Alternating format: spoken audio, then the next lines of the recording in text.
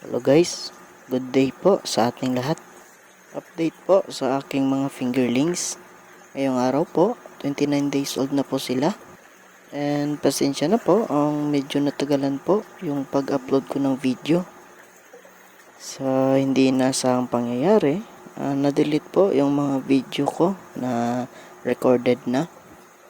And buti na lang po ay na-recover ko pa po yung mga video na na-delete.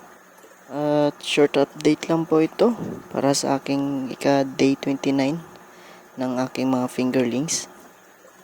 And bukas po ay meron na po tayong first customer sa ngayong batch ng aking pinapisa na hito.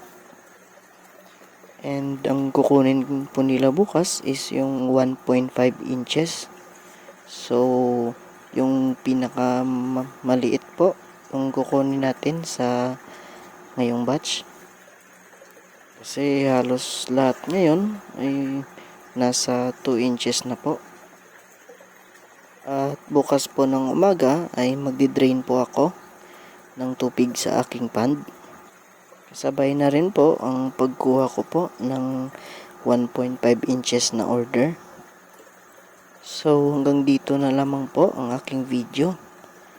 Baka pwede pong pa-like and share and subscribe na rin po para ma-update po kayo sa aking mga bagong uploads. Yun lamang po at maraming salamat.